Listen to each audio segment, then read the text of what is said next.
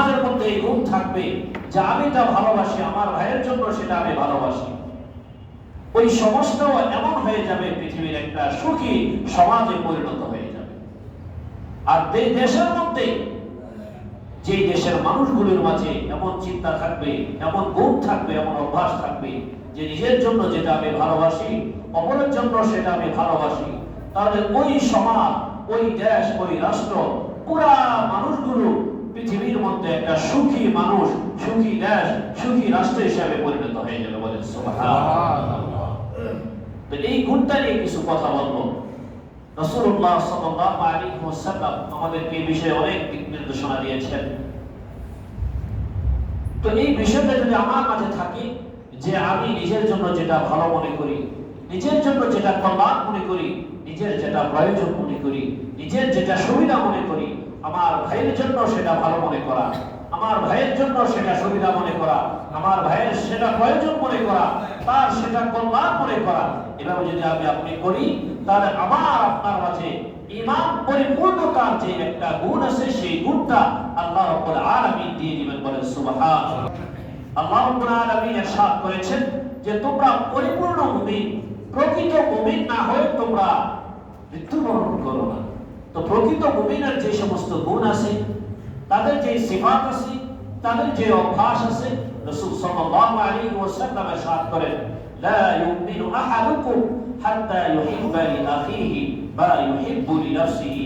তোমাদের মধ্যে কেউ পরিপূর্ণ প্রকৃত মুমিন হতে পারবে না, কামিল মুমিন হতে পারবে না, যতক্ষণ পর্যন্ত সে তার ভাইয়ের জন্য ওই বিষয়টা ভালো না বাসবে যে বিষয়টা নিজের জন্য ভালোবাসে। বলেন সুবহানাল্লাহ। রাসূল সাল্লাল্লাহু আলাইহি ওয়াসাল্লাম ব্যক্তি জীবনে এক ব্যক্তি অপর ভাইয়ের জন্য কি ভালোবাসবেন? সাহাবায়ে কেরাম দুই বন্ধু হযরত আবু বকর, হযরত ওমর রাদিয়াল্লাহু তাআলা আনহুমা, তাদের দুইজনের একটা ঘটনার দিকে যদি আপনি তাকাই, তাহলে দেখা যায় তাদের মাঝে ইবাদতের প্রতিযোগিতা ছিল। একজন নিজে যেটা ভালোবাসতো অন্যের জন্য সেটা ভালোবাসতো। হযরত ওমর রাদিয়াল্লাহু তাআলা আনহু, ওনার মেজাজ ছিল এমন, তিনি যখন রাতের বেলায় তাহাজ্জুদ নামাজের জন্য উঠে যেতেন, তাহাজ্জুদ নামাজ শুরু করতেন, নামাজের মধ্যে কোরআনে কারীমের তিলাওয়াত জোরে জোরে করতেন, আওয়াজ করে করে করতেন। আর হযরত আবু বকর রাদিয়াল্লাহু তাআলা আনহু, ওনার মেজাজ এমন ছিল, তিনি যখন তাহাজ্জুদের নামাজ আদায় করতেন, নামাজের মধ্যে আল্লাহর কালাম কোরআনে কারীমের তিলাওয়াত করতেন। এই তিলাওয়াত যখন তিনি শুরু করতেন, ক্ষীণ আওয়াজে নিম্ন স্বরে তিনি তিলাওয়াত করতেন। হযরত ওমরের চিন্তা হলো, আমি আল্লাহর কালাম পড়ি, আল্লাহর কোরআনে কারীমের তিলাওয়াত করি, এত দামি জিনিস, এত মূল্যবান জিনিস আমি তিলাওয়াত করি, এটা যদি আস্তে আস্তে করি তাহলে আশেপাশের মানুষ শুনবে না, আল্লাহর কোরআনের এই বরকত থেকে মানুষগুলো বঞ্চিত হয়ে যাবে। এই জন্য তিনি জোরে জোরে তিলাওয়াত করতেন। আর হযরত আবু বকর, ওনার চিন্তা ছিল যে আমি আল্লাহর কালাম এটা দুনিয়ার কাউকে শোনানোর জন্য তিলাওয়াত করি না, আমি আল্লাহর কালাম দুনিয়ার মানুষ শুনবে এই জন্য করি না, আমি যেই মালিকের জন্য, যেই আল্লাহর জন্য তিলাওয়াত করি, সেই মালিক আস্তে তিলাওয়াত করলেও শোনেন, জোরে তিলাওয়াত শোনেন, যেহেতু আমার মূল মাকসাদ হচ্ছে আল্লাহ রাব্বুল আলামিনকে শোনাবো, এই জন্য আমি আস্তে আস্তে তিলাওয়াত করি। হযরত ওমর তিনি চাইতেন যে আবু বকর যেন জোরে জোরে তিলাওয়াত করে, আর আবু বকর তিনিও চাইতেন যে হযরত ওমর যেন একটু আওয়াজ কম করে তিলাওয়াত করে। একজন আরেকজনটা চাইতেন যে সে আস্তে তিলাওয়াত করুক, ওমর চাইতেন আবু বকর সে জোরে জোরে তিলাওয়াত করুক। একজন আরেকজনটা চাইতেন। একদিন রাসূলের দরবারে দুইজন উপস্থিত হয়ে যান। রাসূলের দরবারে উপস্থিত হওয়ার পরে রাসূলের সামনে দুইজন তাদের ইচ্ছা প্রকাশ করেন। প্রকাশ করার পরে হযরত ওমর বলেন, আমি চাই আবু বকর আল্লাহর কালাম তিলাওয়াত করবে, তার মধ্যে আওয়াজ করে করে পড়বে। হযরত আবু বকর বলেন, যেহেতু আল্লাহকে শোনানো মাকসাদ, নিম্ন সুরে পড়লেও তো শোনা যায়, কিন্তু আল্লাহর নবী এখানে চমৎকার একটা সিদ্ধান্ত দিয়ে দিলেন সিদ্ধান্ত নিয়ে আল্লাহর নবী বললেন, আবু বকর ইরফা সাউতাক, তুমি যেমনি ভাবে একটু নিম্ন আওয়াজে তিলাওয়াত করো, তুমি তোমার আওয়াজটা একটু বাড়ায় দাও, বলেন সুবহানাল্লাহ। হযরত ওমরকে রাসূলুল্লাহ সাল্লাল্লাহু আলাইহি ওয়াসাল্লাম বললেন, হে ওমর, তুমি তোমার আওয়াজটা একটু নিচে করে দাও। বেশি জোরে আওয়াজে যদি তুমি তিলাওয়াত করো, তাহলে আশপাশের অনেক মানুষ আছে গভীর ঘুমে, তারা গভীর ঘুমে হারিয়ে গেছে, ঘুমের মধ্যে তারা হারিয়ে গেছে। অনেকে আছে সারাদিন ক্লান্ত, সারাদিন পরিশ্রম করে ক্লান্ত দেহে শুয়ে আছে, আর তাহাজ্জুদের নামাজ, রাতের নামাজটা যেহেতু ফরজ নয়, এই জন্য যদি তোমার তিলাওয়াত কারণে উচ্চ আওয়াজে তিলাওয়াতের কারণে যদি কারো কষ্ট হয়ে যায়, তাহলে তো এটা ঠিক হবে না। এই জন্য তুমি তোমার আওয়াজটা মিডিয়াম আওয়াজে তিলাওয়াত করো। আর আবু বকর রাদিয়াল্লাহু তাআলা আনহুকে বললেন, তুমি ক্ষীণ আওয়াজে না পড়া, একটু আওয়াজ উঁচু করো। অর্থাৎ উভয়কেই রাসূল জানায় দিলেন, তোমরা তোমাদের তিলাওয়াতটা মিডিয়াম আওয়াজে করো, তাহলে সুমধুর কণ্ঠে শোনা যাবে। আর যারা শোনার তারা শুনবে, কোরআনের প্রতি তাদের আকর্ষণ বেড়ে যাবে, ইবাদতের প্রতি তাদের আকর্ষণ বেড়ে যাবে। নিম্ন আওয়াজে পড়লে কেউ শুনবে না ঠিক, উচ্চ আওয়াজে পড়লে আবার মানুষের ডিস্টার্ব হবে। এই জন্য রাসূল তাদের মাঝে সুন্দরভাবে সমাধান দিয়ে দিলেন। তো সাহাবাদের ইচ্ছা কেমন ছিল যে আমি যেটা চাই আমার ভাই যেন সেভাবে তিলাওয়াত করে, অর্থাৎ ইবাদতের ক্ষেত্রে একজন আরেকজনকে প্রাধান্য দিতেন, আর চাইতেন সেও যেন এভাবে ইবাদত করে। তা আমরাও তো এখন মসজিদে আসি, আমরা মসজিদে আসার পরে এই চিন্তা করা উচিত যে আমার পাশের ভাই কিভাবে ইবাদত বেশি করবে, আমার পাশের ভাই কিভাবে ভালোভাবে ইবাদত করবে, কিভাবে তার সাথে আমার আচরণটা হলে তার ইবাদতের মধ্যে মনোযোগ বেশি আসবে। এমন কোন আচরণ আমাদের কাছ থেকে যেন না আসে যে আচরণের কারণে অন্যের ইবাদতের সমস্যা হয়। যত সাহাবায়ে কেরামের ইবাদতের কথা বললাম, সামাজিক অবস্থা রাসূলুল্লাহ সাল্লাল্লাহু আলাইহি ওয়াসাল্লাম সাহাবায়ে কেরামকে আদেশ করেন যে তোমরা যখন ঘরে তরকারি রান্না করবে, তখন তোমরা একটু ঝোল বাড়ায়া দাও, একটু ঝোল বাড়ায়া দাও, যেন তোমার পাশে একটা পরিবারকে তার কিছুই নাই, সে যেন একটু কিছু না পাইলে, তরকারি না পাইলেও যেন তরকারির ঝোল দিয়ে সে নিজের সুবিধা, নিজের ক্ষুধা, নিজের খাবারের যে চাহিদা আছে সেটা পূরণ করে নিতে পারে, বলেন সুবহানাল্লাহ। তবে সামাজিক যে বিষয়টা সেটাও রাসূল এখানে দেখিয়ে দিলেন সাহাবায়ে কেরামকে, যে তোমরা রান্না করার সময় একটু ঝোল বাড়ায়া দাও। বিশ্বনবী, মানবতার নবী, মুহাম্মদ আরবি, দয়ার নবী মুহাম্মদুর রাসূলুল্লাহ সাল্লাল্লাহু আলাইহি ওয়াসাল্লাম অন্য হাদিসের মধ্যে বলেন, তোমরা শুধুমাত্র নিজেদের সুবিধা দেখবে, বিষয়টা এমন নয়, বরং তুমি তোমার আশপাশে যারা আছে তাদের সুবিধা দেখবে। সাহাবায়ে কেরামের মধ্যে একবার সাহাবায়ে কেরাম জিহাদে যাওয়ার জন্য রাসূল তাদেরকে আদেশ করলেন। জিহাদে যাবেন, তাদের কোনো বাহন নাই, অনেকের বাহন আছে, অনেকের বাহন নাই। রাসূল সাহাবায়ে কেরামকে ডেকে বললেন, আমার সাহাবীরা, তোমাদের কিছু ভাই আছে মদিনার মধ্যে যাদের বাহন নাই, যাদের সওয়ারি নাই, যারা এই জিহাদের ময়দানে যাবে, তোমাদের তো বাহন আছে, যাদের বাহন আছে তারা তোমরা দুইজন একজন তোমাদের সাথে মিলায়া নাও। হযরত জাবের রাদিয়াল্লাহু তাআলা আনহু বলেন, রাসূল যখন জিহাদের জন্য আমাদেরকে এই আদেশ করলেন, আমরা যে কাজটা করলাম, আমাদের বাহন নাই ঠিক, কিন্তু এমন অবস্থা আমরা যদি নিজেরা বহন করি, নিজেরা যদি সওয়ারির উপর উঠে সফর করে জিহাদে চলে যাই, আমাদের কিছু বাড়ি থেকে যায়, তারা হেঁটে যেতে যাইতে তাদের কষ্ট হবে।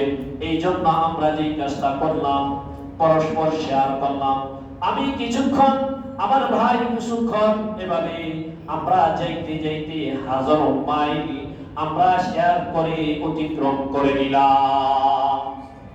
হাজার মাইল এভাবে আমরা অতিক্রম করে দিয়েছি যে আমাদের সওয়ারির মধ্যে কিছুক্ষণ আমি, আবার কিছুক্ষণ আমার ভাই, কিছুক্ষণ আমি, কিছুক্ষণ আমার ভাই, বলেন সুবহানাল্লাহ। অর্থাৎ সাহাবায়ে কেরাম শুধু নিজের সুবিধা, নিজের আরাম, নিজের আনন্দ, নিজের ভালো লাগাকেই প্রাধান্য দিতেন, বিষয়টা এমন নয়, বরং নিজের সাথে সাথে আমার ভাইয়ের সুবিধা, আমার প্রতিবেশীর সুবিধা, আমার পরিবারের আরেকজনের সুবিধাও দেখতেন, বলেন সুবহানাল্লাহ। এর ফায়দা কি? অন্য হাদিসের মধ্যে আম্মা জান আয়েশা রাদিয়াল্লাহু তাআলা আনহা বলেন, একবার একজন মা আমার কাছে আসলো। এই মা আসার পরে ক্ষুধার্ত মা, তার কোলে দুইটা বাচ্চা সন্তান, সে এসে আমার কাছে খাবার চাইল। খাবার চাওয়ার পরে ক্ষুধার্ত মানুষ, তাকে আর তিনজন সেই হিসেবে 3টা খেজুর দিলাম। তো 3টা খেজুর দেওয়ার পরে তার পাশ থেকে 2টা বাচ্চা 2টা খেজুর নিয়ে খেয়ে ফেললো।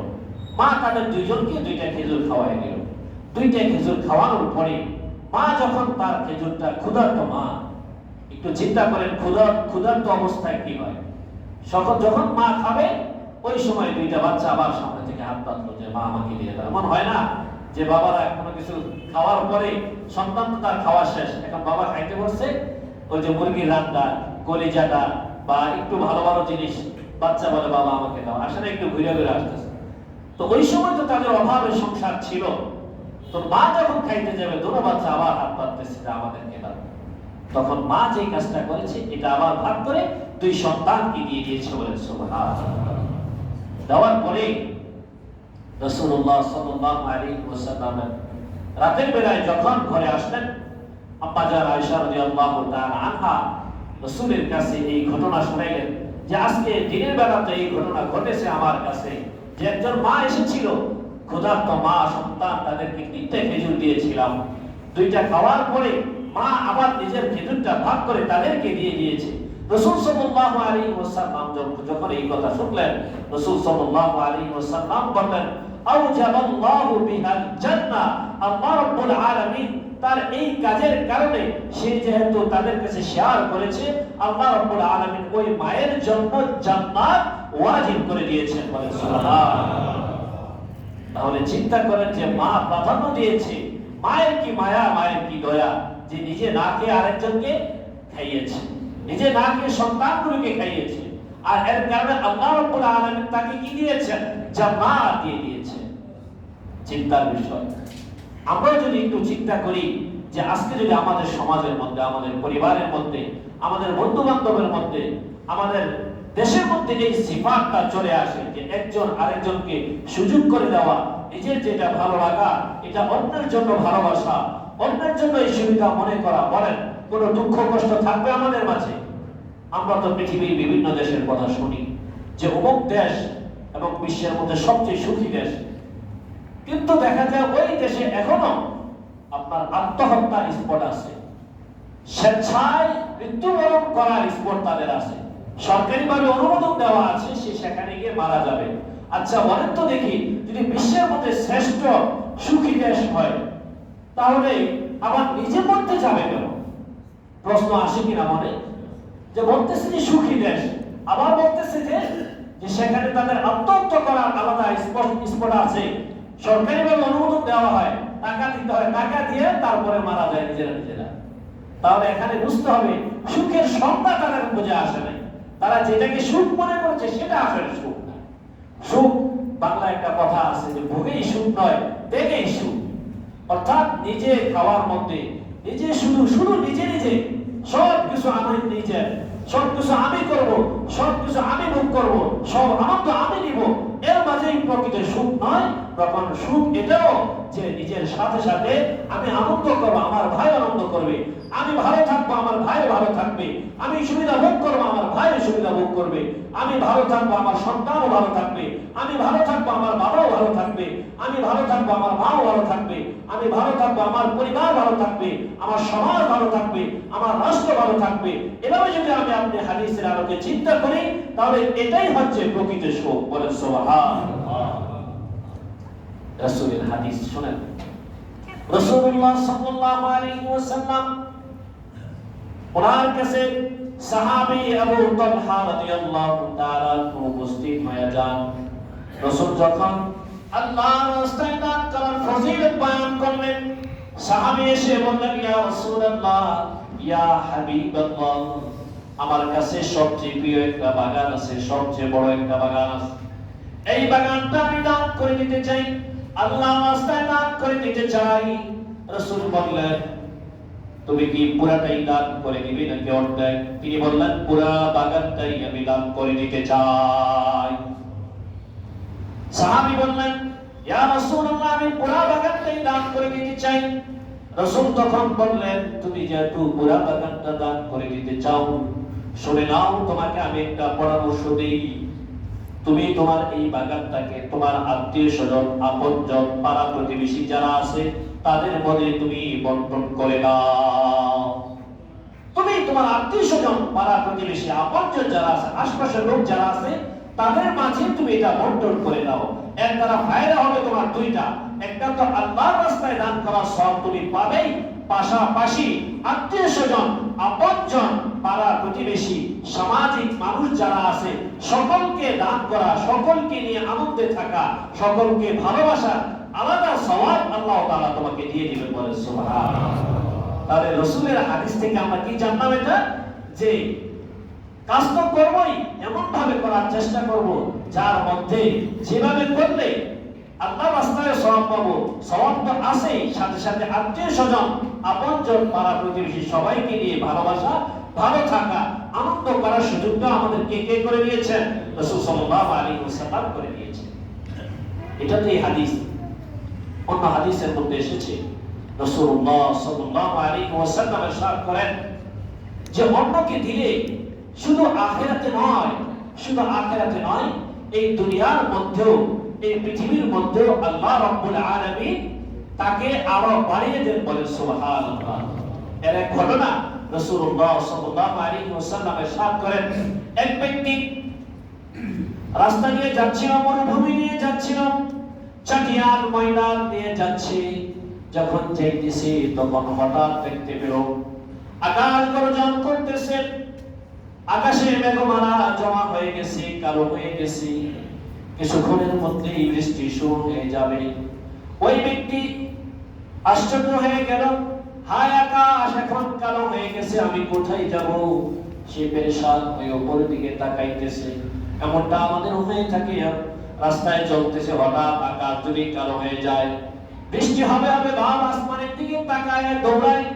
ওই ব্যক্তি আমার আসমানের দিকে তাকাইতেছে আর সামনের দিকে পথ চলতেছে, চিন্তা করতেছে কিভাবে আমি আমার গন্তব্যে যাব। হঠাৎ সে দেখতে পেল মেঘমালার মধ্য থেকে আওয়াজ আসতেছে, ইস্তিহাদি কথা ফুলানি, যার বাংলা অর্থ হলো অমুকের বাগানটা পানি দ্বারা সিঞ্চন করে দাও, অমুকের বাগানটা পানি দ্বারা ভরপুর করে দাও। ওই ব্যক্তি আশ্চর্য হয়ে যায়, আর কি আশ্চর্য ব্যাপার, উপর থেকে আওয়াজ আসতেছে, এদিক সেদিক তাকায় কোন মানুষ আছে কিনা, না না কোন মানুষ দেখা যায় না। ওদিকে তাকায় দেখি যে মেঘমালা থেকে আওয়াজটা চলে আসলো। তাকায় দেখে হঠাৎ একটা মেঘমালা আলাদা হয়ে যায়। মেঘমালা যখন আলাদা হয়ে যাওয়ার পরে মেঘমালাটা একদিকে চলে যাইতেছে। ওই মুসাফির ব্যক্তির কৌতূহল আরো বেড়ে গেল। সে ওই মেঘমালার পিছনে পিছনে দৌড়ায়, মেঘমালাটা যেদিকে যায় সেদিকে যাইতেছে। তারপরে দেখা গেল মেঘমালাটা একটা জায়গায় গেল, পাথরের একটা জমি, পাথরের জমিনের মধ্যে মুষলধারে বৃষ্টি হয়ে গেল। পাথরের জমিনের মধ্যে যখন মুষলধারে বৃষ্টি হয়, বৃষ্টিগুলো পড়ে একটা নালা দিয়ে, একটা ট্রেন দিয়ে আস্তে আস্তে একদিকে যাইতে থাকে। ওই ব্যক্তিও ওই পানির সাথে ওই নালা ধরে যাইতে যাইতে যাইতে যাইতে একটা সময় শেষ মাথায় গিয়ে দেখি এই নালা দিয়ে গিয়ে একটা জমিন আছে, যেই জমিনের মধ্যে এই পানিগুলো দ্বারা ওই জমিনটা ভরপুর করে দেওয়া হয়। আশ্চর্য হয়ে গেছে, এটা আমার কেমন আওয়াজ আসলো। এখান থেকে আসার পরে বৃষ্টিটা একটা জায়গায় এসে, নির্ধারিত একটা জায়গায় আসে বৃষ্টি হলো। বৃষ্টি হওয়ার পরে আস্তে আস্তে আস্তে আস্তে যে ওই একটা জমিনের মধ্যে এই বৃষ্টির পানিটা সেখানে চলে গেল। তিনিও আস্তে তাকায় তাকায় শেষ মাথায় যাওয়ার পরে দেখে একটা কৃষক কাজ করতেছে সেখানে। তো কৃষককে সে গিয়ে বলল, ভাই তোমার নাম কি? কৃষক আশ্চর্য হয়ে যায় যে ভাই মুসাফির, তুমি আমাকে আমার নাম জিজ্ঞেস করতেছো, তার কারণটা আগে তুমি বলো। তখন তিনি বললেন যে এই অবস্থা, আমি তো সফর করতেছিলাম, হঠাৎ আকাশ কালো হয়ে যায়, আমার ভয় ধরে যায়, কোথায় যাব আমি। কিন্তু আশ্চর্য হয়ে গেলাম এই মেঘমালা থেকে একটা নাম চলে আসে, এই নামটা যে অমুকের বাগানের মধ্যে পানি দ্বারা ভরপুর করে দাও, তার বাগানটা পানি দ্বারা সিঞ্চন করে দাও। এই জিনিস থেকে আমি আশ্চর্য হয়ে গেলাম। তারপর আমি আসলাম, আসার পরে দেখলাম যে বৃষ্টি হলো। বৃষ্টি হওয়ার পরে একটা নালা দিয়ে আস্তে আস্তে তোমার এই জমিনের মধ্যে এই পানিগুলো এসে ভরপুর হয়ে গেল। তুমি এমন কি কাজ করবো? তখন ওই ব্যক্তি বলল যে আমার নাম অমুক। তখন সে বলে, হ্যাঁ আমি তো মেঘমালার মধ্যে এই নামটাই শুনেছি। বলে সুবহানাল্লাহ। তুমি এমন কি কাজ করো যে কাজের কারণে আজকে আশ্চর্যের বিষয়? তখন ওই ব্যক্তি বলল, ভাই আমি তো কিছু কাজ করি না, আমি একজন সাধারণ মানুষ। আমি একজন সাধারণ মানুষ, আমি একজন কৃষক মানুষ, চাষাবাদ করি। আমি আবার কি কাজ করব? আমি আবার কি কাজ করব? তিনি বলেন, আমি আমার মনে হয় আমি যেই কাজটা করি সেই কাজটা তুমি শুনে নাও। সেই কাজটা হচ্ছে আমি আমার এই ফসল থেকে যেই পরিমাণ ফসল লাভ হয়, যেই পরিমাণ ফসল আসে, সেই ফসলটাকে আমি তিনটা ভাগ করে নিই। সেই ফসলটাকে আমি তিন ভাগ করে নিই। তিন ভাগ করে একটা ভাগ আমি আমার নিজের পরিবারের জন্য রেখে দিই, আরেকটা ভাগ এই ফসলে আগামীতে ফলানোর জন্য রেখে দিই, আরেকটা ভাগ আমি অন্য মানুষের মাঝে দান করে দিই। বলেন সুবহানাল্লাহ। একটা ভাগ আমি কি করি? মানুষের মাঝে, আত্মীয় স্বজনের মাঝে, সকলের মাঝে, পাড়া প্রতিবেশীদের মাঝে, অন্যদের মাঝে আমি দান করে দিই, তাদের মাঝে আমি বিলিয়ে দিই। আমার এর কারণে আল্লাহ রাব্বুল আলামিন কুদরতিভাবে এখানে পাথর জমি, মরুভূমি, তারপরেও আল্লাহ রাব্বুল আলামিন পানির ব্যবস্থা করে দেন। বলেন সুবহানাল্লাহ। তবে এখান থেকে আমাদের কি শিক্ষা? আমাদের শিক্ষা এটা, আমরা যেই কাজই করি না কেন, নিজের পরিবার আছে এজন্য পরিবারের জন্য আমি ব্যয় করব। আবার যে ব্যবসা প্রতিষ্ঠান আছে সেখানেও আমি আপনি ব্যয় করব। আবার আমার আপনার আশপাশে কিছু মানুষ থাকে, আমার আপনার পরিবার আছে, আমার আপনার আত্মীয় স্বজন আছে, আমার আপনার চতুর্দিকে কত মানুষ এমন থাকে, তাদের মাঝেও আমার এই সুবিধা থেকে, আমার এই ভালো লাগা থেকে, আমার এই আনন্দটা আমি আপনি যদি ভাগাভাগি করে নেই, তাহলে আল্লাহ রাব্বুল আলামিন আমার কখনো অভাব দিবেন না, আমার কখনো সমস্যা দিবেন না।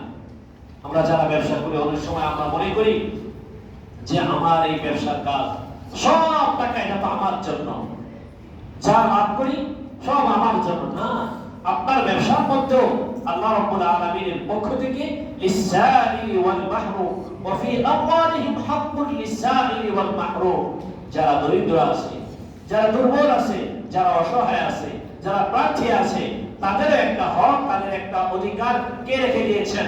আল্লাহ রেখে দিয়েছেন।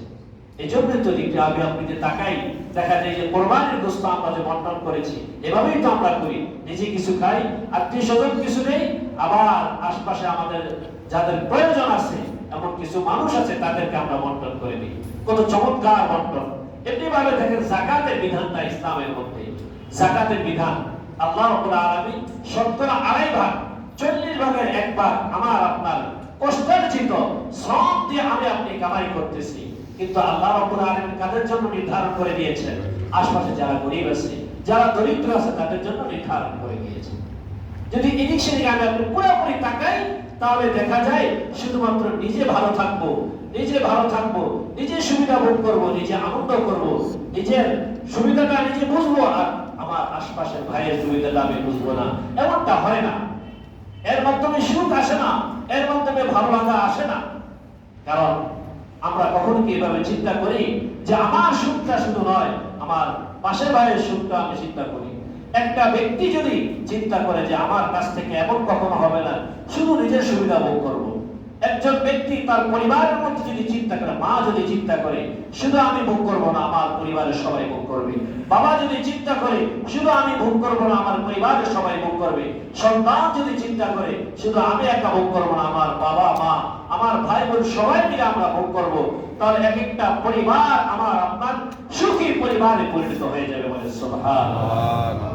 একটু চিন্তা করেন যে এই যে আমরা একজন আরেকজনকে সুযোগ করে দেওয়া, এখন তো এই বিষয়গুলো আমাদের দেশ থেকে, আমাদের সমাজ থেকে উঠে যাচ্ছে।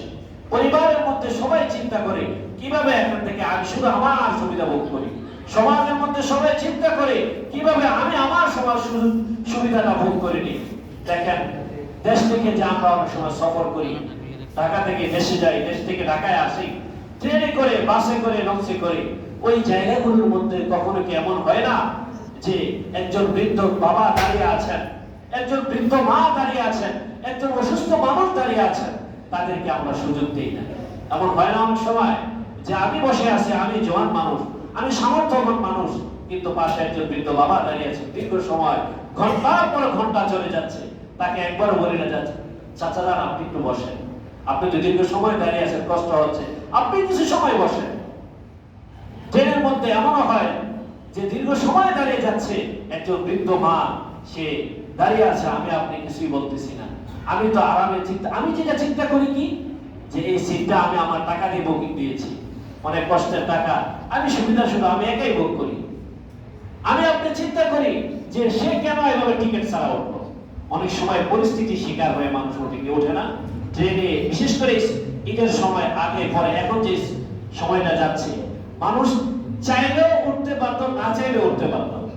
এখন আমরা অনেক সময় পরিস্থিতি দায়ী করি যে মহিলা মানুষ কেন উঠলো বাসে, বলি না আমরা কন্ডাক্টরকে বলি যে এই তুমি মহিলা কেন উঠে। হ্যাঁ এটা ঠিক যে কন্ডাক্টর তাদের কিছু ভুল আছে, কিন্তু আমার আপনারও তো একটা দায়িত্ব আছে যে একটা বৃদ্ধ মহিলা বাসে বসে দীর্ঘ সময় দাঁড়িয়ে আছে, পুরো সময় না দেন, আপনি কিছু সময় তাকে শেয়ার করে যে আব্বা যান আপনি একটু বসেন, চাচি আপনি একটু বসেন। এভাবে যদি আপনি চলেন, আমরা প্রতিটা পরিবার, প্রতিটা সমাজের লোকগুলো যদি এমন হয়ে যায় যে অন্যকে একটু সুযোগ করে দেওয়া। কারণ আমি যদি আজকে অসুস্থ থাকি, আমার যদি শরীরের মধ্যে দুর্বলতা থাকে, আমি কি চাবো যে হ্যাঁ যদি কেউ আমাকে একটু সুযোগ সুবিধা দিত, 2 ঘন্টা যাবত দাঁড়িয়ে আছে, একটা লোক নাই যে আমাকে একটু বসার জন্য বলবে। এই মুহূর্তের মধ্যে আধা ঘন্টা 10 মিনিট 5 মিনিট বসতে পারাও অনেকটা ভালো লাগে। কারণ সফর হাদিসের মধ্যে এসেছে as-সাফারু কিতআতুম মিনান নার, সফর হচ্ছে জাহান্নামের একটা অংশ। সফর এমন যে সফরের মাধ্যমে মানুষের অনেক কষ্ট হয়। একটা মানুষ অনেক ভালো থাকে পরিবারের মধ্যে, কিন্তু যখন সফর করে অনেক কষ্ট হয়। এজন্য এই পরিস্থিতিতে এই মুহূর্তে এই বিষয়গুলো আমাদের খেয়াল করা উচিত যে আমরা একজন আরেকজনের সাথে আমার সুবিধা, আমার ভালো লাগা, আমার আনন্দটা আমরা ভাগাভাগি করব। কারণ ইসলামের মধ্যে এর সুবিধা অনেক কিছু দিয়ে দেওয়া হয়েছে। এখন আমরা মনে করি যে না আমি যদি একা একা এটা করি তার আমার ফায়দা বেশি হবে। শুন না, ইবাদতের ক্ষেত্র নিজে ইবাদত করব, পাশাপাশি আরেক ভাই যেন ইবাদত করতে পারে তাকে সুযোগ করে দিব। সুযোগ করে দিলে আমি নিজের যে ইবাদত করলাম এটারও তো সওয়াব আছে, তাকে যে সুযোগ করে দিলাম সেটারও সওয়াব আল্লাহ রাব্বুল আলামিন আমাকে আপনাকে দিয়ে দিবেন। বলে সুবহানাল্লাহ। দেখেন হাজরে আসওয়াদে যে জুমা দেওয়া হয়, আমরা জানি হাজরে আসওয়াদে জুমা দিলে গুনাহ মাফ হয়ে যায়, কিন্তু বিধান আবার কি আছে এটা যে যদি ভিড় থাকে তাহলে অন্যকে কষ্ট না দিয়ে দূর থেকে ইশারা করলে সেটা আদায় হয়ে যাবে, সেই সওয়াব হয়ে যাবে। তাহলে এখানে তো উচিত ছিল যে জুমা দিলে, কিন্তু শরীয়ত কি নির্ধারণ করে দিয়েছে যে অন্যকে কষ্ট দিয়ে এটা আবার করা যাবে না। তাহলে অন্যের কষ্ট বড় গুরুত্ব আমাদের শরীয়তে আছে, অর্থাৎ অন্যকে সুবিধা দেওয়া। এই সুবিধা দিলে আপনি তো সওয়াব পেয়ে গেলেন।